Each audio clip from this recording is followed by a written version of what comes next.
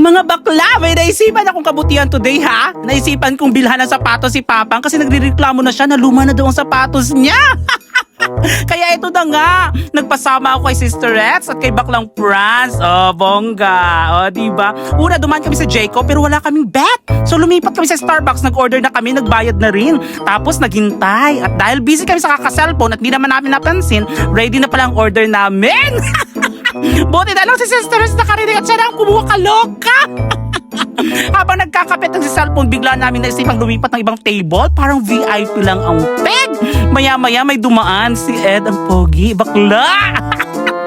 Kaya syempre bumalik kami sabay, hi Ed, kunwari chill lang. Pero sa loob, kinikilig na pala. Mga bakla, yan, nag-ano na kayo, cellphone. Ganyan ang pinagagawa namin.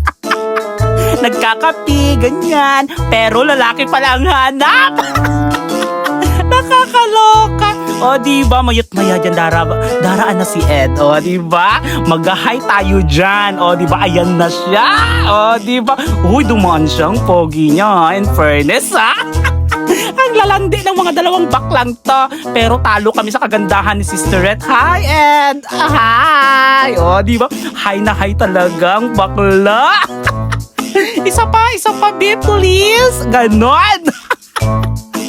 Nakakatoka. O, diba? O, ngumiti siya. May dimple pa, ha? Kaloka. After namin magkape at konting kilig, naalala namin ang main mission, bumili ng sapatos para kay Papang. Kaya pumunta na kami sa store. Pero mga bakla, bawal mag-video sa loob. Kaya wala kaming footage. O, diba? Pagsensyahan nyo na. Imagine nyo na lang na very social ang pinagbilan namin. So pag-awi namin, binigay na namin kay Papang ang sapatos at grabe tuwang-tuwa siya. Worth it ang lakad namin. Syempre, share kami Sister Ed sa bayad. Kaya thank you Sister Ed.